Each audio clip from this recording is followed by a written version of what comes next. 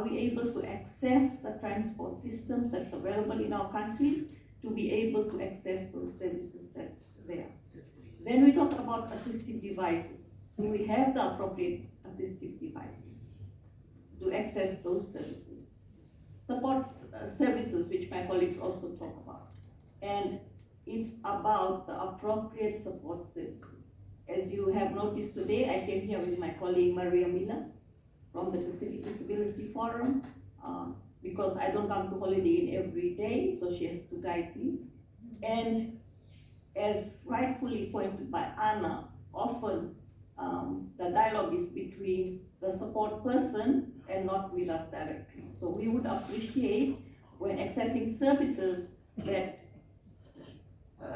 whoever is involved in attending to us talks to us directly. Then you talk about social protection. This is not handouts. In the case of Fiji, I would like to highlight that they have a social protection system where it's available to all persons with disabilities, and it's not only to those who are not working. If you are working, if you're not working, you can equally access that services. Why? It's to cover for the extra cost of disability. Everyone doesn't have to buy a white cane like some of us do. Everyone doesn't need a wheelchair. Everyone cannot travel by a bus. So my colleague Naomi has to travel in a taxi. So she has to pay 3 times more than I have to pay. So those are what social protection. And then we talk about community-based inclusive development. So to deal with the issues, the barriers that we face, it needs a community approach where we have the different stakeholders. So if I live in a community, I need to be able to access the services that are available to everyone else, and I should be able to access that as well. So it has to be available to me where I am. And then finally, it leads to non-discrimination.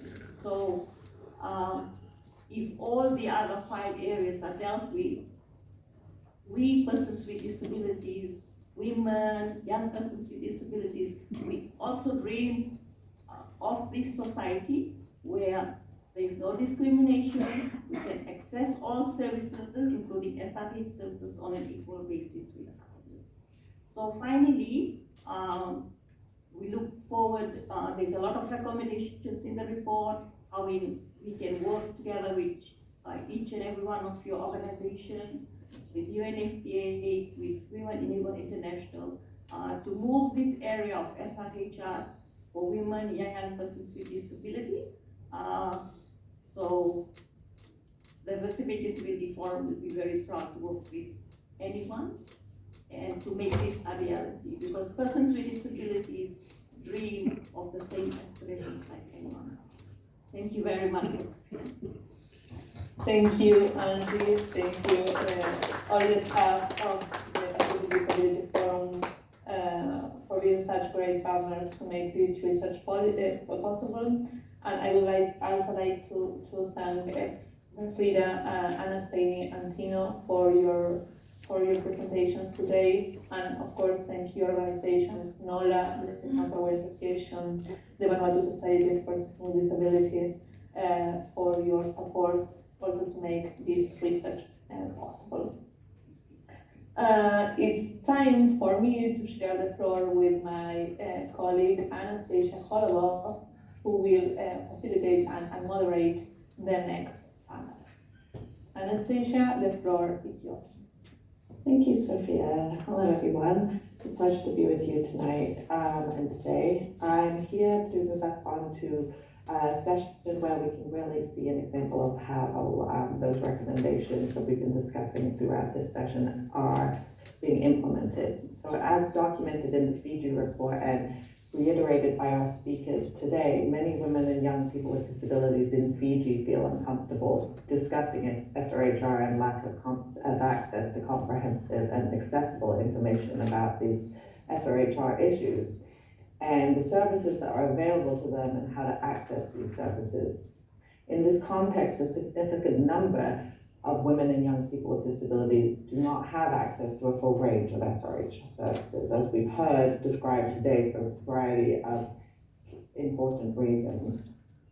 To address this issue, a key recommendation from the report, as well as in the Samoa and Vanuatu reports, is that for the state to partner with OPDs, organizations of persons with disabilities, and service providers to train and recruit women and young people with disabilities to serve as community health liaisons to provide peer-to-peer education and accompaniment to SRHR and gender-based violence services.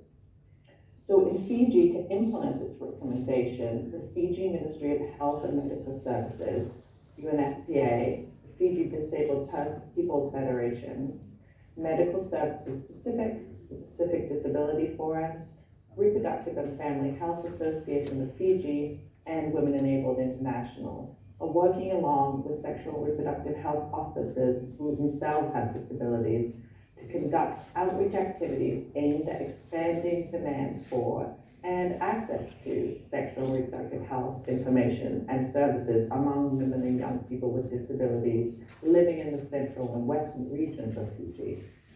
Outreach for the project is beginning next week.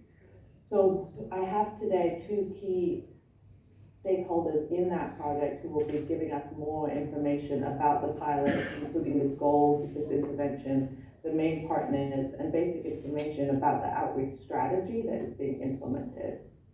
So to kick us off, I'm going to turn it over to Dr. Rachel Dehi, who's the head of Family Health Unit at the Fiji Ministry of Health and Medical Services, who will share with us the role of the Ministry of Health in this important pilot.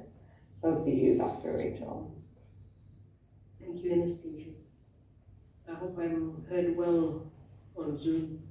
Thank you so much for the opportunity, and firstly I must acknowledge the Ambassador for Women and Children of Women and Girls, Ms. Sally McKay from TIF at Canberra, and our UNFPA Director and Representative. Welcome to the Pacific, sir, Laurie Kato, and also acknowledging Women's Enabled International, who's worked with us pretty significantly, and the Pacific Disability Forum, the FNCDP team, and FDPF. You know, the one thing I'm glad I saw in one of the slides from Samoa was the word need. I'm not sure if you observed that or not, but I saw the word need there. And if I could ask us a rhetorical question here is, SRHR is a need for every individual, that includes persons with disability, but unfortunately it's looked a bit differently when it comes to individuals with disability. And I know the reports don't deny that. I know the facts don't, and it's been spoken of by a lot of my colleagues who've spoken before this from the disability group. So I just acknowledge that aspect, that, and you know, everyone has hormones and there's needs to it. That's one thing that's so important. And one of the other aspects that my friend here, Naomi, mentioned was attitudes. This assessment itself has shown significant barriers. It has shown a lot that we really need to work towards. It's shown a lot that it's basically paved the way in terms of what direction, what way we need to take. Just a few weeks ago, the Minister of Health with the FDPF, Anasani and the team, we did a training, so more of a planning exercise and a training capacity building opportunity for both persons with disability, the FDPF team and the Ministry of Health from the various divisions. And we believe some of them are joining us here today from the Western and the Northern Division. And as we roll out this pilot, during that training program, you know, there was something that really enlightened all of us, and there were some simple things on how we could do some immediate aspects. And I spoke of it last week at our regional GBV meeting, is the basic sensitization of healthcare workers on the need, on how to approach individuals with disability. And challenged my team in terms of organizing this as we progress in this space. And that was something simple that we could do, because sometimes it's just simple sensitization that makes a world of a difference. And that makes a world of a difference in terms of our attitudes towards individuals, the community's attitudes towards individuals. And thus, you know, while I have my Pacific colleagues here in the forum today, you know, this is something that I'd love to encourage you to take on board as well. At this regional meeting last week, when we discussed GBV, when I shared this, this is a challenge that we need to take back, and that simple sensitization. And I must say, we've all heard that nothing about us without us.